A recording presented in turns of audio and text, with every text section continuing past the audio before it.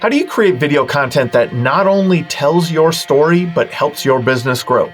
Paul West is a master of turning visual content into a tool for business success in the roofing industry. In today's episode, we're talking about the power of video marketing and why it's essential for your roofing business. Paul shares the strategies behind creating engaging, purposeful content that enhances your brand. Paul is the founder of Sky High Cinema and brings a unique perspective as a videographer who has also worked in the industry. And his deep understanding of both industries allows him to create content that resonates with homeowners and drives business growth. Today, you'll learn how to harness the power of video marketing to build your brand and attract more clients. Let's dive into the world of visual storytelling with Paul West. Welcome to the Roofing Success Podcast. I'm Jim Aline, and I'm here to bring you insights from top leaders in the roofing industry to help you grow and scale your roofing business. Hey, welcome to another episode of the Roofing Success Podcast.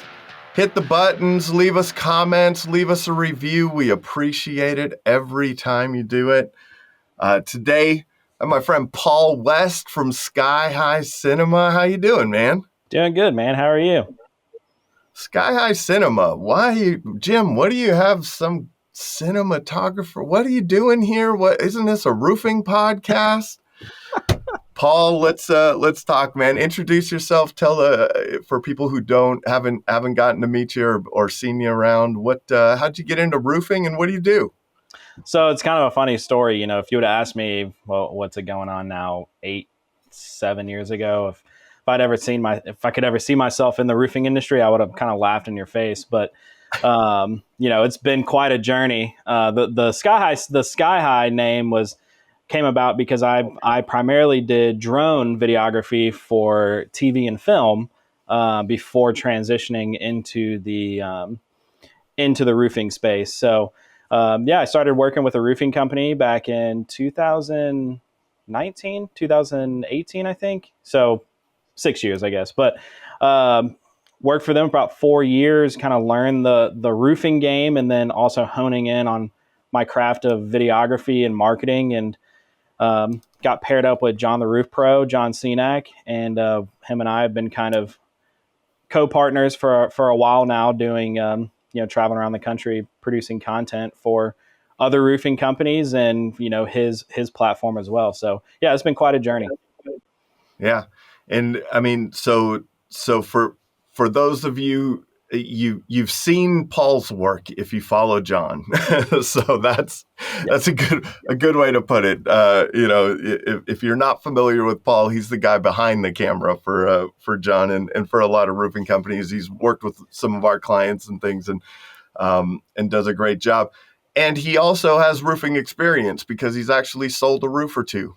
So he's climbed a ladder. He's been, he's in the industry. So I love your perspective, what in our conversations, getting your perspective, because you actually know the industry well. You're not just from the videography side, and always love having these conversations, and always love what you do for people, and when you're doing your services, and I want to start off by kind of giving people, video is what you can control. I think this is a very controllable thing in your business. I got asked this morning on the Roofing and Solar Reform Alliance marketing call that I host. I got asked what to do next. What should I be focused on? And my answer right now is video. Because you can control that. You can't control the Google search algorithm. You can't control, you can do your best to adapt to it. You can do your best to run Google ads and Google local services ads and Facebook ads. And you could do your best to, to get out, into the neighborhoods and knocking doors. And you could, you're always doing your best around all these aspects. But I think the thing that is complementing everything that you're doing with only one step below your reviews on Google is, I think, your video content. And so I wanted to have this conversation with you for the audience. And so, I wanted to get your thoughts on like creating content and, what are some of the kind of essentials that you feel are around creating video content for a roofing business? I would say that there's so much more than just creating content. You should Okay. be you should be intentional when you're creating Yes. content. I mean, anybody can pick up a phone and shoot a video and post it, but without context or without kind of some forethought of like what you want to do with that content, it will go unnoticed. And so, when you're creating content in your roofing business, you're not just creating content to create content; you're creating content for branding. And I think a lot of people kind of mix. What am I trying to say? Branding is critical when it comes to any business online. I used to harp to my old roofing boss. He got it. He knew he needed a social media manager and a videographer. He just didn't understand why. And I used to harp, if you may have a good reputation in person, you may be, people may know you around town, but if you're not online, if you're not visible online, it's almost like you don't exist. And so you're almost wanting to create content to mirror what you are already doing in real life, if that makes sense. Yeah. Yeah. So you're meeting with homeowners. You have a reputation.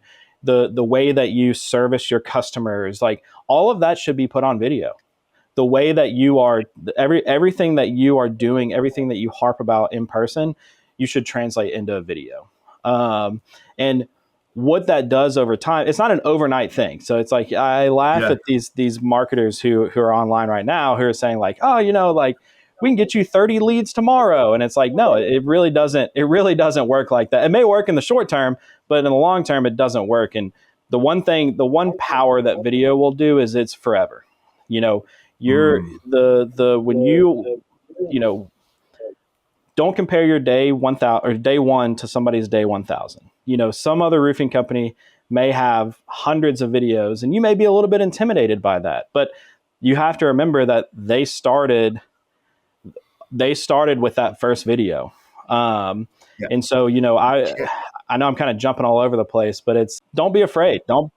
You can't not do T-ball in kindergarten because they're Major League Baseball players. Correct. Out there, right? Like you have to go through the journey of it. You have to, you have to start. And I like what you said about, the content around your day and things like that. One of the things that I always like to think about in terms of marketing is good marketing. The goal of good marketing is to make your salespeople order takers. Right. So if you can, this is my thought on this, you could kind of give me your thoughts, but it made me think of like what I think of is if you take all of the objections that you get in the sales process and you front load that in your marketing, these people are looking on your website, they're looking on your social media, they're seeing the answers to a lot of the questions that by the time if you have the goal of by the time you get to the kitchen table, there's less objections to overcome, right? There's less of less resistance to the sale because they've already done their homework. And I think that's what you said, like with being intentional about it, right? Like, so that's my thought. No, I really like that. And I mean, there's a whole thing. If you follow anybody consistently online, and you watch somebody on YouTube every day or every other day, like you create what's called a parasocial relationship. So you feel like you know them on a personal level. You ever met them in person, they would have no idea who you are because they don't know who you are. But you know who they are based on you have this familiarity aspect to it. Yeah. And so when you're creating content as a roofing company or a salesperson or an owner or just you're putting out everybody's faces online, when you do get to the kitchen table, they feel like they already know you. They trust you because they've seen you. It wasn't just you knocked on the door, they trusted you, you signed a deal. It was you knocked on the door. When you left, they researched you online. They saw your videos. They saw you talking about this objection or that objection, or you're on a roof explaining, why this roof needs to be replaced, or hey, here's a common thing that happens on roofs. Here's why we look at this way. So it's almost like they're built. You're building rapport with them without you actually having to do it in person. Um, and it's kind of neat to see. The more that you put Yeah. out, the more the community feels like they know you. Yeah. And what do you think of, like, what I think of it there's you can also insert that into the conversation. I know there was a Yeah. company that I had a owner that I had on the podcast a while ago, like, who they would really focus on customer testimonial videos. They would post them in their social media, and then when they went to do an inspection, like before they got on the roof, they told the homeowner, "Hey, can you go to our Facebook page while I am up here? I'd love for you to take a look at like the work that we do and what other people are saying about us." And I can only imagine, right? Like that, like the impact that would have, right? By Oh, the that's time you so get down impactful. off of the ladder, they have, or you could get even more, potentially even more specific. And I'm just kind of, going on it, like going down a rabbit hole here, but like, what are the most common problems that you see in your area, right? So if you're in a hail damage area, or if you're in a full retail market and it's just age and type of shingle, and whatever you're dealing with there, like, what if you had content that went along with those most common problems?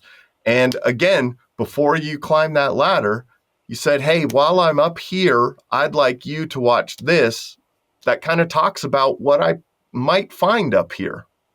Like, how, the level, that trust bucket gets full pretty quick. And I also think, we're always hearing about the differentiation. Like, how do you differentiate yourselves? Boy, your video content is a clear differentiator. And it's an opportunity in a way that there's a lot of resistance to doing it from people. Right? So they're like, others won't Yeah. start it, Yeah. And so when others won't do it and you will, that is that differentiator in the marketplace for your company. They'll go, they'll order their shingles from Beacon or ABC too. They'll use sometimes the same crews that you use, but they won't go as far as putting themselves out there on camera. I don't Which know. is always kind of funny to me because it's, if you're in a sales job or you're in a job where you're talking to people, it's, one thing I used to tell John a lot when we were first starting is like, this isn't a camera. This is your audience. You're talking to that Mm. homeowner through this lens. You have to envision yourself having this conversation. Ignore the camera. Talk to your audience who is behind the camera, and that really kind of helped him change his mindset. I mean, don't get me wrong. John was a fantastic on camera in the beginning, Yeah. period. But there was a lot of coaching that we did. We kind of had to find our rhythm. We were creating content for that roofing company. So it does take time, but you brought up a point that I want to kind of harp on. It's you know when you're creating content, you need to find your style. Mm. Don't the one thing that I think people when they are starting to create content and then they do it a certain way and they don't really feel it doesn't really feel organic to them. It kind of feels forced. It's because they're trying to do something who it's not in their personality to do it that way. So I would say, when you are first starting, find the style that works best for you. Be yourself, because it makes a huge difference of if you're creating a video and you are yourself on camera, when you go in person and you're that same person, it again creates that familiarity aspect to it, and that it can turn a cold lead into a warm lead because Yeah. they feel like they know you. They feel like they know you. I want to go to the audience now. And so, speaking to your audience in your content, what are some things that that a contractor can think about who they want to speak to? Like, how do they say, okay, this is my, in marketing, we call it an avatar, right? A customer avatar, a buyer persona, things like that. Like, so, do you just say, okay, that I'm going to talk to any homeowner, or are you trying to get more specific? I guess it depends. I do want to backtrack a little bit and say, you brought up customer testimonials. Customer Yeah. testimonials are fantastic. I mean, anytime I could get a customer testimonial, it would have so much traction for so much longer than any other thing that we ever put out. Because it's one thing for you to tell the your audience or your homeowner that you're the expert and that you're great, but it's another thing for a real person who's experienced your company to tell those people that you're great. I mean, it's leaps and bounds for anything you'll ever create. So I would say customer testimonials are massive. But as far as the audience goes, you want to build your customer profile. And if you are running a business, you should kind of already know who your target demographic is. If you typically cater to, first time home buyers, or, you're the town that you're in, like the city that we worked in was a college town, and we worked in the metro area as well. So, went from college town, so middle age, to kind of 50s ish. And then you had your outskirts, which were country. So it was like, real kind of like good old, farm boy type, who liked to go hunting and fishing on the weekends. But then the town we were in was very liberal. So it was like we had a bunch of different customer profiles that we would target. But we found, at least in our market, that it was better to make generalized videos so it could appeal to anybody. Because if you were a homeowner, I mean, it was obviously we were appealing to homeowners, but Yeah. So if you were a homeowner, like, we often created content to highlight various things on the roof that you may not necessarily see from the ground, and or common features that fail on your roof. And so we were constantly creating the same video, but just on different roofs, doing it a different way, shooting it from a different angle, explaining it this way. So it was a lot of the same, but with a different background, if that makes sense. That's something that I think is that I definitely want to go down that track for sure. You had mentioned like customer testimonials having high impact. I started thinking about, like, what if we could bucket out some types of videos, right? And you kind of talked about the educational videos you were just talking about. Like, what kind of buckets do you look at for a contractor, for a roofing sales rep? Like, what, like customer testimonials, educational, what are some buckets that they can fill about this content? And then I want to go into down into like that same video and read, talking about the same thing over and over again a little bit. One of the first things that you can do is like, what are things that you consistently get questions about?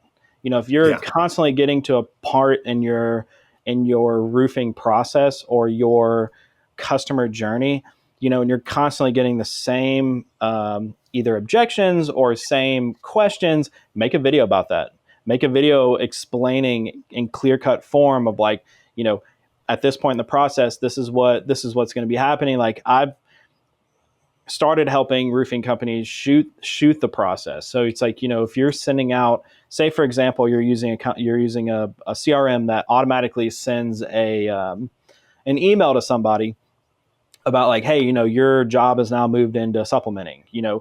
Most homeowners, I would say of all homeowners, if they've never done a roof before or done any sort of insurance work, they're not going to understand what supplementing is. So, making a video about the supplementing process, or like, you may not ever see the supplementer in that office. So it's like, put the supplementer on camera and say, hey, I'm so-and-so, I'm the supplementer, I'm doing this for you. This is what this means. This is part of the job, the yada, yada, yada. You send that out to somebody as opposed to them reading an email, because let's be honest, how many of us actually read every single email that we get? I would say probably not a lot. So, but they'll Not a watch a lot. video because Yeah. they'll watch that video if you send them a video. And again, that's another way for you to stand out in the process of you being a roofer and having a roofing company in that town. The other things that you can do are like, we were creating future content. So every season we would at the start of a season or the end of another season, we would start shooting content regarding that season. So like the end of summer, we would start shooting fall content, Mm. or in fall we would start shooting winter content, talking about, you know, I now live in an area that has all four seasons. When I was living in the South, we had summer and hotter summer. So Yeah. it was you didn't really have a cold. But now where I'm at, we shoot content around the time. And so for fall, you're going to have leaves starting to fall. You're going to have branches starting to fall in the valley, and if you don't clean that out, the leaves are going to start sticking. And then when it gets winter, you're going to have rain and snow, and then that's going to build up in the valley, and it can cause potential issues. And so we would talk about that. It always came back to talking about something. If you notice this on your roof or you experience this, getting them to call us, to get ahead of X, Y, and Z, or to Mm. so we can help you figure out what's going, that type of stuff. But yeah, we would talk about common failures on a roof.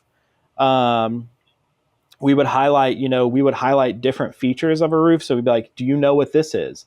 Do you know why this is important?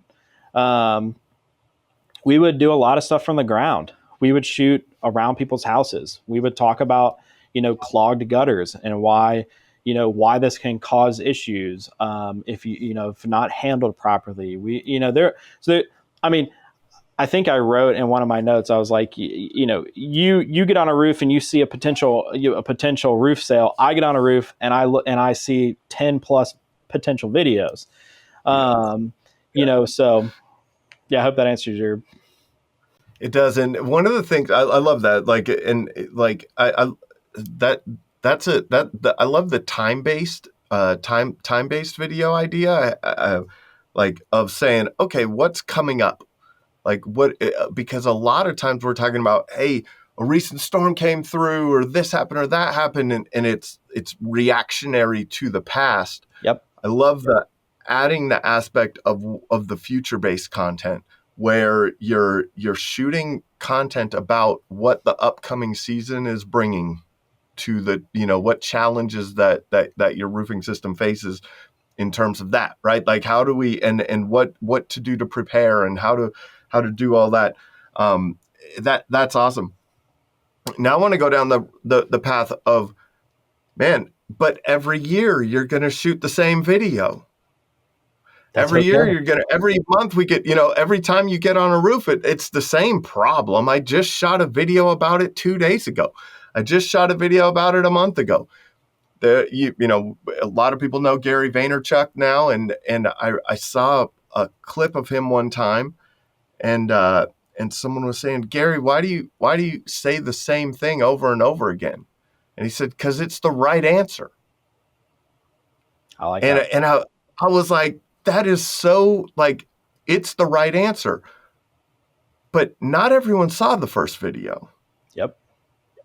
Right? So if you shoot it again, or if it's a slightly different, house, a slightly different angle, the way that you said it maybe changes slightly, but it's the right information. It's just the right information. It's correct information that you are telling people, Yeah.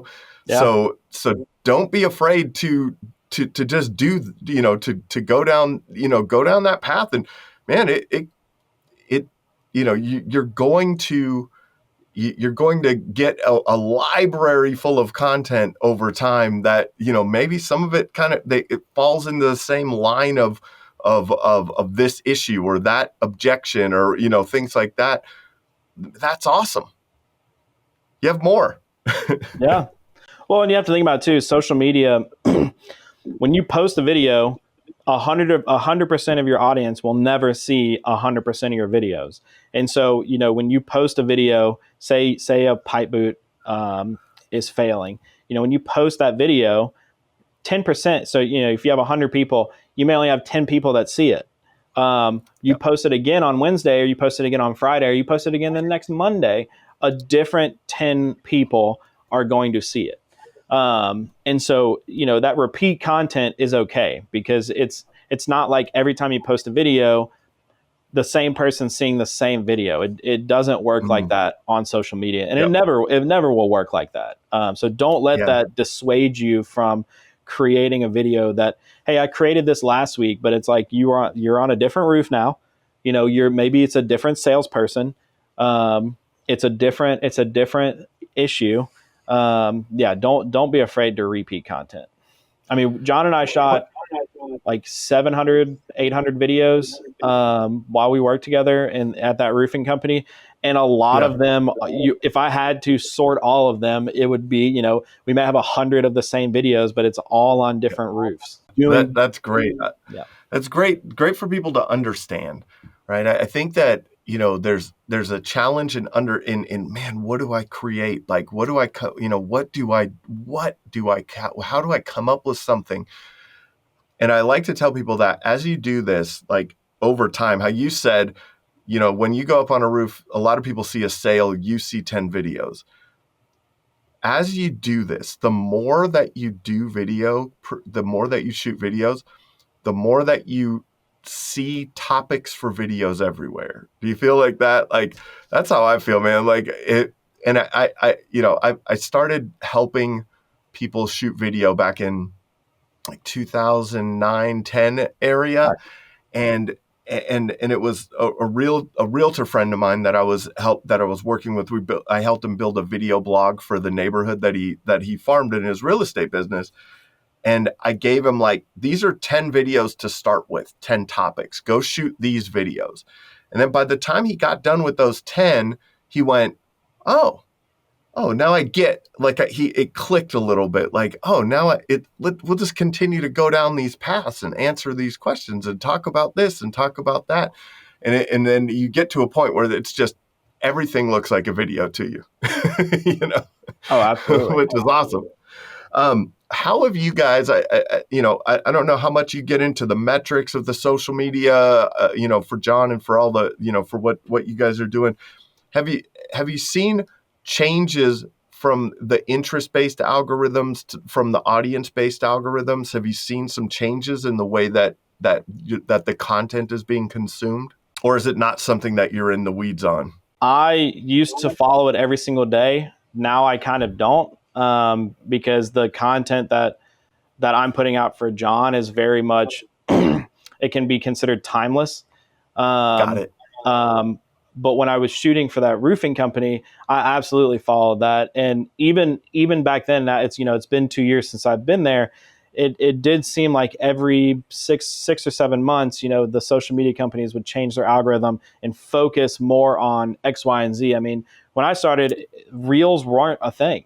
Shooting 9x16, shooting this way was not a thing. So a lot of our beginning content was shot this way, in 16:9. And so, I mean, that was a huge change. And so, you talk about giving out video topics. I would say when you're first starting, you should absolutely only be shooting 9x16, because every social media company is prioritizing 9x16 video over 16:9 video. So 9x16 and 16:9 for people listening. 9x16 is vertical video. That's what we're seeing on our phone. That's what we're flipping through on TikTok and things like that. 16:9 is holding your phone horizontally. It's what a DSLR camera will shoot in if you don't turn it sideways. So it's horizontal video versus vertical video, and one is 9x16 and 16:9. It's just the way that it's written. And so let's talk about that.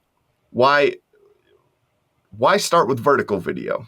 Short form content is doing so much better than long form. And I mean, you can still shoot long form in vertical, but it's, it's people's people's attention spans are, I think I saw a statistic the other day. It was like, it's now shorter than a goldfish, which, is a little daunting, but what are you going to do? But every social media platform is prioritizing vertical video. When all of your when you watch somebody's stories, they're in vertical video. When you scroll through reels, when you scroll through shorts, when you scroll through, I mean, even YouTube is it's still considered the largest video platform, and has the largest video library, but TikTok is taking such a large portion of their watch time away, that YouTube, people who have been on YouTube for years, if not over a decade, are now being forced to produce shorts in order to boost their platform. And it's kind of funny because a lot of them are like, we don't want to do it, but it's like, hey, YouTube's like, you want to grow, you gotta record shorts. So everybody is producing. You're going to have more visibility. Let's put it that way, if you shoot vertical video over horizontal video. Yeah, There is a time and a place for horizontal video, but the vast majority of like everyday content that you should be putting out is going to be consumed most by people who are watching vertical video already. And the reason they're going to be watching it in vertical is because it's on their phone, right? They're consuming. We consume so much content on our phone, so it's understanding that the content is being consumed on the phone. So shoot it in the format that works best on the phone, right? 100%. That's the, so very simply, that's the, that's the way to go. And you can get buried in the metrics. And I think that it's always the well, how do I know if it's working? And how do I know if I'm actually making progress? And how do these are some of the questions that I feel like the inhibiting questions that people put in their mind. Like, well, but I don't know if I'm going to get something from it. And I don't know if, and then even if I do start doing this, well, how do I measure what I'm doing? So when you were looking at the data on a regular basis, what were you looking for? I was looking at watch time. I was looking at the amount of plays. I was looking at if somebody watched it at 25% or somebody watched it at 75%, and why was there such a drop off from 95% to 100%? And for us, I always had a title card at the end, and so when that title card came up, people stopped watching because they knew it was the end of the video. And so I tracked a lot of that, and it actually helped John and I create a style and figure out what was working. Mm-hmm. And so, in the beginning, we were always starting off with like an introduction. Like, hi, I'm John with XYZ company. We're out here today doing XYZ. And that turned people off. And so instead of us, we kind of switched from doing that to starting off with a statement or a hook, and then going into the introduction. Or some of the videos, we just stopped doing introductions, and I would just have his name pop up on screen, because it was like, well, if you're seeing us everywhere, you already know who this person is. So it kind of became not relevant to do that all the time. So those were kind of some of the things that I looked at when I was producing that. Hooks are important. It's that you can do a hook, potentially introduce yourself after that, potentially just introduce the problem and then talk about the problem, and then you can even talk about yourself at the end of who you are. And if you think about what, how we're watching content, a lot of times I don't care who's talking. It's if it's relevant information to me. And so it's more we got to tell people who we are. We have to take some time out of, and it's wasting valuable space, because that first 3 seconds, that first 5 seconds, that's when, people decide if they want to watch more or not. Do you have any thoughts on it? Have you put any thoughts? I mean, what do you guys have a framework now? Could that like John hit him with an intro, then hit him this, then talk about this, then talk about that. Is there, I always look at like hook, intro, problem, call to action, kind of, you know what I mean? Or problem, solution, call to action is kind of a simple framework that I follow a lot of times.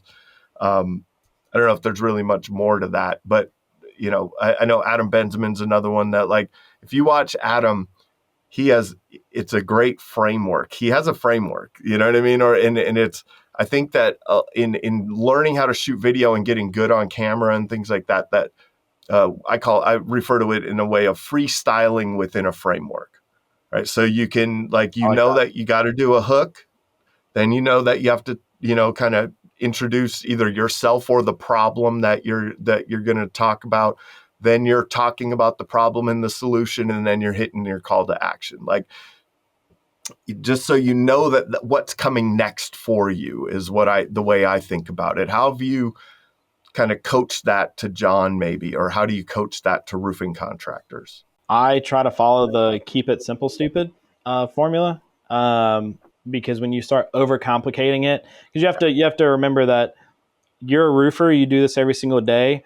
The person watching your content is not a roofer. They're not going to, once you start getting technical, they kind of tune out. Another roofer might geek out with you, but it was more of the hook, problem, message, call to action. And the call to action, we got away from saying free. Every roofing company gives free inspections. Every roofing company does, free was kind of we found that free was kind of a turnoff to our audience. But we started saying complimentary. So we would always end with, if you're experiencing this problem, or you haven't had your roof inspected this summer or this spring or before storm season or this winter, or a storm just happened, give us a call for a complimentary roof inspection. And we would say call or text, because we had call and texting set up, or visit our website to schedule. We were always trying to, when I first started there, you could only book an appointment with calling, so it was like when we finished, it was calling, text, email, on screen chatting on your website. So we would always try to make sure that everybody knew the easy ways to get in touch with us in that call to action. But switching the vernacular from free to complimentary really made a difference in our call to action, at least. Nice. And that's the thing that, like, there's so I just filmed a series of videos and for Facebook ads, and I shot 5 hooks for each video. And so from a paid perspective, when you're going after these things from a paid perspective, now we have we have the ability to split test, right? So we have the ability to say, to quickly say, man, here's the 5 videos. Which one did people like more, essentially, right? Which one caught their attention more? When you're doing that in organic, because you're, what kind of going back to what we talked about, when we're shooting that same problem over and over again and phrasing it just a slightly different way, that's kind of your testing ground from an organic perspective, right? But you're just kind of getting a feel for it, what people are engaging in. And over time, you'll probably start to have it more naturally. Like you said, you realize that complimentary worked better than free. So now we just say that, right? And then, so you can play with your language and see how people react to it. And then, it's what we do in the sales process right? Like, we're always like, oh, how'd the, we say something and we see how the homeowner reacts. And then we adjust, well, maybe if I said it this way instead of that way, adjusting our sales pitch, over time. Same stuff, man. Keeping it simple in that regard is just, we're doing this every day. Well, and you want to keep it short. Short. Okay. Keeping it. Yeah. I was going to say, I mean, the whole reason you don't want to overcomplicate it is, again, going back to people's attention spans, and really you have every platform with the exception of TikTok. Well, TikTok, I think, is 9 minutes depending on your account size, but I think they just went to unlimited, but don't quote me on that. But the majority of social media is 60 seconds or a minute and a half.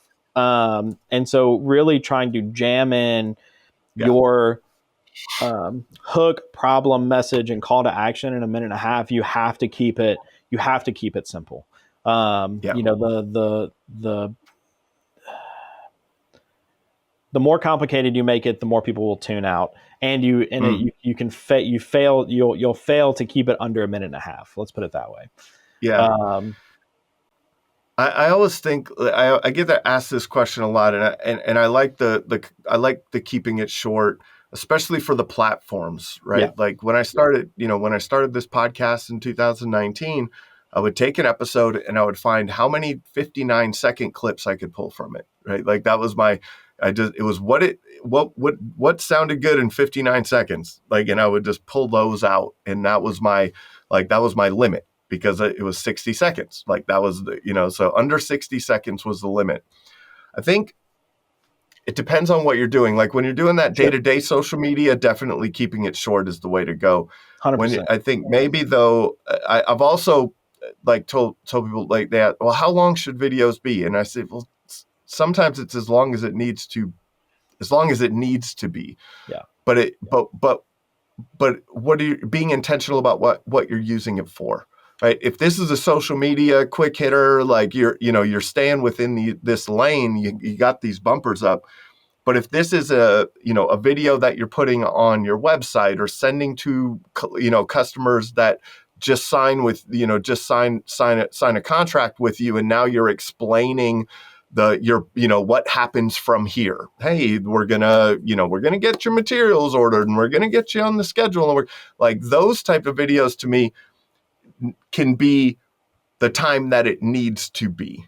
Oh, I agree. Like, but when you're just trying to catch people's attention, get them to notice you, get them to think you're smart, right? Like those are definitely those quick hitters for sure. What about like consistency and brand is so impactful, and being consistent, is what creates brand, right? To me, right? Like the reason that Nike and Coca-Cola and Apple, and it's consistency. It's nonstop. It's just nonstop over and over again. We're constantly seeing them everywhere. And so, what do you think? What are your thoughts on that? Like, what's the importance of brand consistency, and I guess that, being consistent in your efforts, which kind of are two different things, I guess. But what are your thoughts on that? I don't know if I'm able to say it because I don't know if he's got it like trademarked or anything. But I'm going to dance around it. But there is a person in our space, in the roofing space, who talks about being famous in a certain perimeter of your town, and we like Joseph Hughes. We'll call it 5 Mile Famous. I do like Joseph Hughes. All right. So yeah, so he's got a whole thing about being 5 Mile Famous, and it's creating that sense of like omnipresence, like you're everywhere all the time. Yeah. And so that consistency is critical. The owner that I worked for, he used to say all the time, he's like, what if we just stop today? I was like, it would take about 2 to 4 weeks before you just disappear. You would get pushed down, and people would have to intentionally search for you to find you. So I always would harp, you want to produce content so you stay top of mind. People aren't getting on Facebook, and for us, Facebook was our biggest driver. Now there's so many other platforms, but Facebook or just the Meta platform was our biggest driver. People aren't getting on Facebook to buy a roof. They're just not. They're not. They're getting on Facebook to relax, to catch up with friends, to like follow some group that they're in. They're not getting on Facebook to buy a roof. And so one objective that we try to do is to just have that omnipresence, where when they got on, they were always seeing us. They were always seeing one of our videos. They were always seeing, John talk about a certain message or a problem, or seeing a new roof that we put on. But it wasn't just me going around shooting video. It was me going around and creating a cinematic style video, something that would get somebody to stop scrolling. And that's something I wanted to say earlier was like, whenever I was shooting content, I always tried to shoot it in a way that, because you got to think of your own scrolling habits. You're just mindlessly scrolling, but like you stop at something that like is interesting to you. And so taking what I do, I tried producing stuff that was like, what would get me to stop scrolling? What would get John to stop scrolling? What would get, Mrs. Johnson to stop scrolling? And so we would produce content with that mindset. And once we kind of honed in on what worked, we really stuck to that formula, because it's like, why kind of deviate from what's working?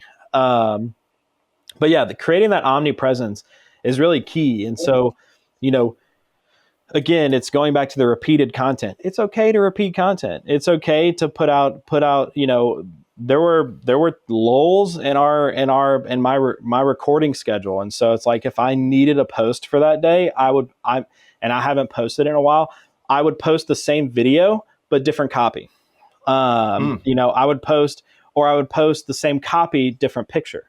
Or I would mix up some of the copy that may have worked on a different post, and kind of made a hybrid post. So it's but the consistency is the biggest thing for me. Was just find a schedule that works for you. For me, I was doing it full time, so I was posting 3 to 5 times a day. Gary Vee has a thing where he talks about, posting 64 pieces of content a day. And, for most people, that's unrealistic. He says it is realistic, but for most people, it is unrealistic. And for somebody who was in the thick of a storm last year selling, that would be very unrealistic for me to be posting 64 times a day. Cause I felt like, 90% of my job was driving around my different jobs. But, the just creating that omnipresence where when somebody gets online, they're seeing you. That's, to me, that was important for us to kind of hone in on.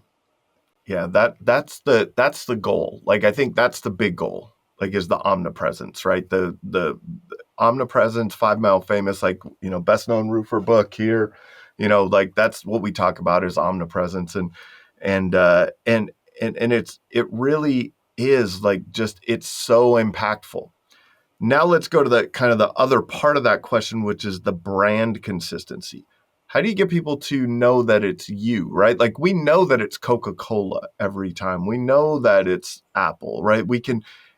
What are you doing from that aspect to get people to recognize that this is the brand? So for us, we were always using the same graphics we were using the same graphics in our videos. We always had branding.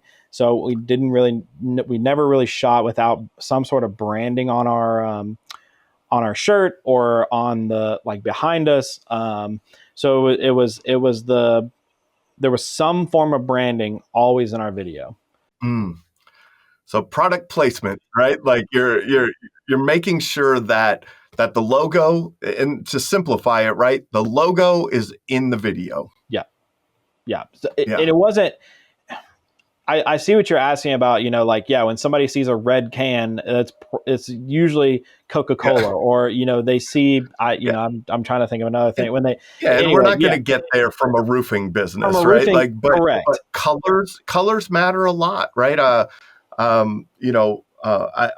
spoke. I've spoken to many contractors around the country that went bright with their colors and went outside of what the kind of the colors are in their area. Maybe, certain areas have, the colleges or the sports teams and things like that.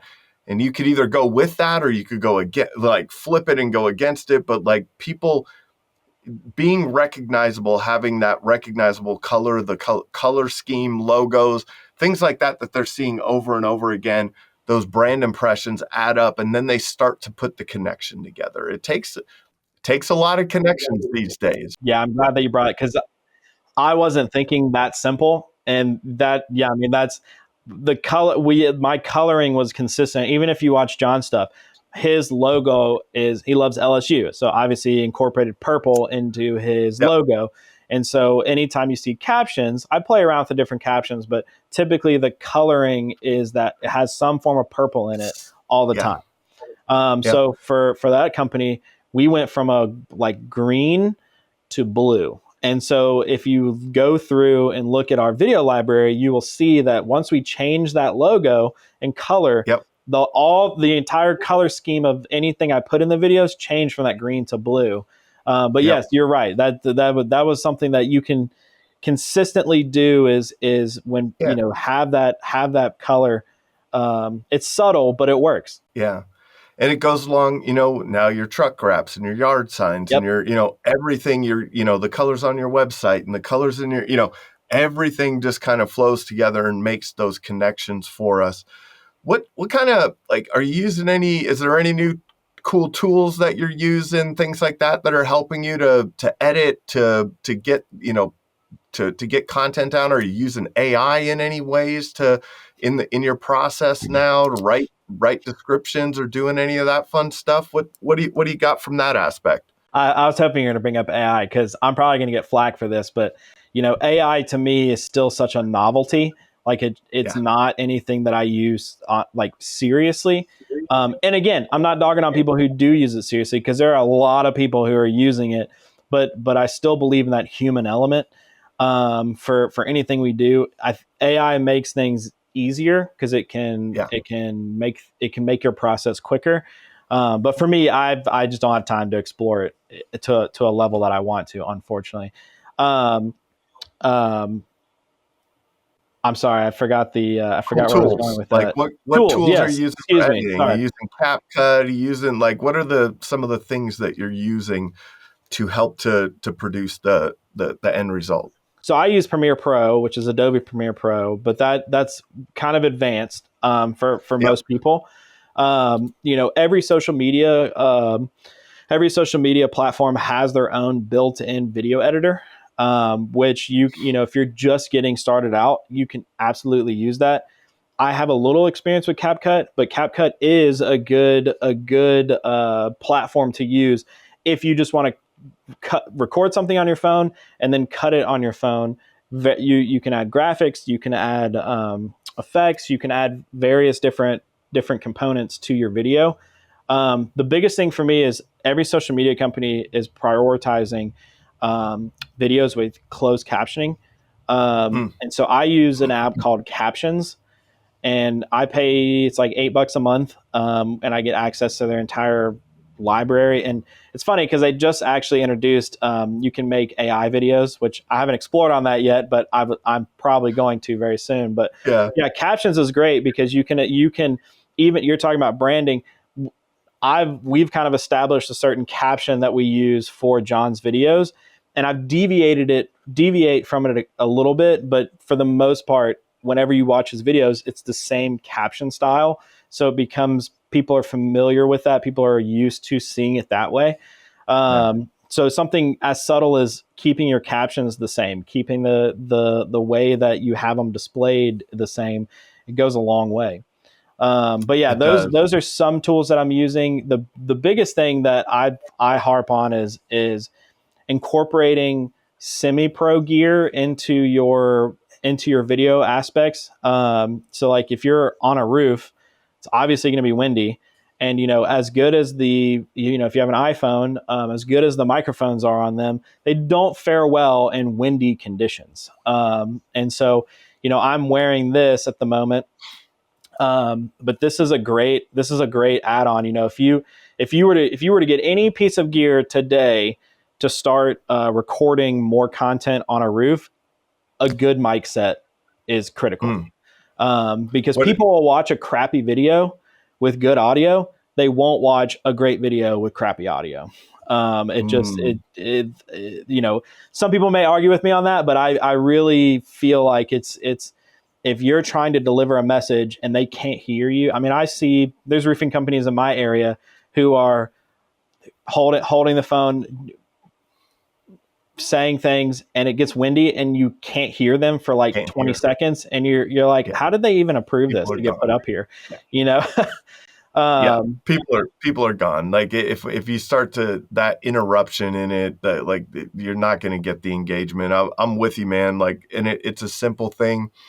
You know what, $100, $200, what price range are you in on like a nice wireless lapel mic? What did you call it? What? So this is the DJI mic set. This is the Okay. newest generation. These are $349, and I hope I'm not, every time I hit it, it's not like popping it. But the reason I like DJI is they're reliable. I can't unplug the receiver from my computer because we'll lose audio. But Yeah.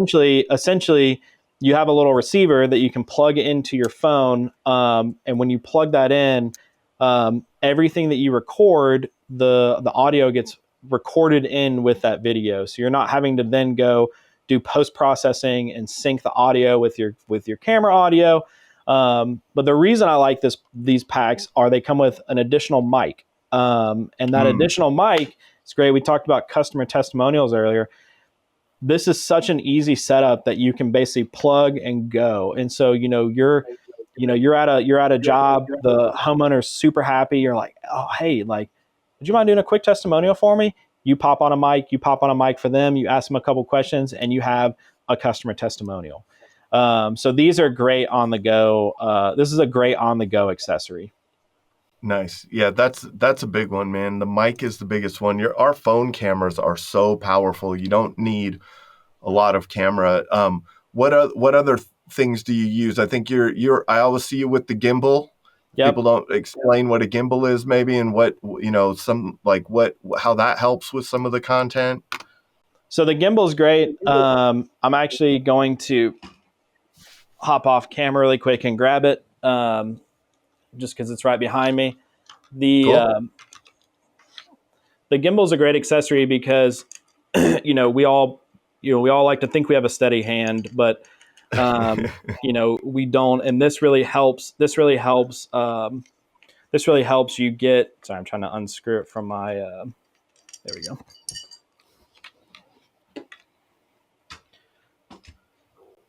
This is a gimbal. This thing is fantastic. So it connects to your phone, and it's basically a stabilizer.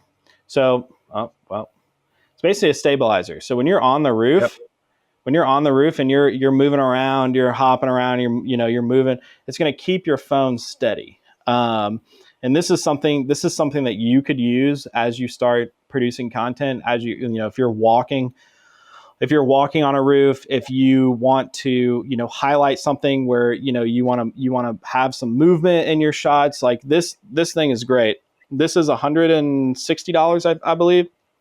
The other cool thing that this does is it extends. And so I have it turned off right now, but if you can have it further away from you to give the effect that somebody's filming you. If you don't have somebody, it's a really fancy selfie stick, right? Yes. Like it's a yes, in a way, like, but that's the two things. So if you had to get, like, we're talking 80% of the way there, right? Like the 80-20 rule, 80% of the way there, a good mic and a gimbal. Like you might be 95% of the way there with a good mic and a gimbal. Like that's pretty much all you need to really shoot some really quality stuff. And it's funny because it's people are shocked when I tell them, but I primarily only shot with my phone. All of those years, I only shot on my phone because, again, one, it's roofing, and two, it's people are so used to seeing video shot from your phone. Now, I'm not saying they have to be bad. I'm not asking you to shoot bad video, but I'm just saying, like, you don't have to take an entire camera rig up on the roof to get quality content. There is a time and a place for somebody with, a nice camera rig, a DSLR type. When we were shooting full roof installs, I have a drone out, I have my DSLRs out, I have GoPros doing time lapses, but like your everyday content can be shot from this 4K camera in your pocket. Yeah, for sure. What other what other thoughts? Like what's upcoming? What would be the greatest piece of advice that you could give people? What are some like kind of to tie it all together here? Tying it all together, I would just say again, don't compare your day one to somebody's day 1,000. Everybody starts somewhere. The more that you're on camera, the more that you're making videos, the more you're going to kind of find your style and hone in on the way you talk, on the way that you move your hands. There was an exercise that I used to tell people, or when you're first starting out, I encourage you, obviously you want to record something that you're competent at, and so record yourself for a minute, look at the camera, record yourself for a minute. When you're done, hit play, put the camera down or put your phone down, and just listen to the way that you're talking. Listen to those listen to the pauses, just listen. Then pick up the phone, turn down the volume, and just watch yourself. Look at how you're talking. Look at if you're looking away. Look, it's the more it's like exercising or riding a bike. You're not going to notice results immediately, but the more you do it, the more it's going to become second nature. And the more that you're going to be able to pick up your phone and immediately just, I want to get on this roof today and I want to talk about this topic and this topic. You get on the roof, you talk about that topic, and you're done. You want to get to that point, but you're not going to get to that point if you don't at least start. Yeah, man, you got to get started. How can people get a hold of you? They can call me. They can text me. I don't know if you want to put my number in the thing, or they can.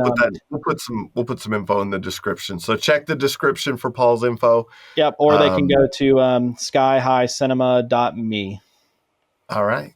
Awesome, man. Appreciate your time today. This has been another episode of the Roofing Success Podcast. If you would like to generate more revenue through your digital marketing efforts, please visit roofermarketers.com to get a copy of the book, The Best Known Roofer. Also, check the training section of the website for guides on everything from running effective pay-per-click ads to how to properly set up your Google My Business listing. Thanks for listening.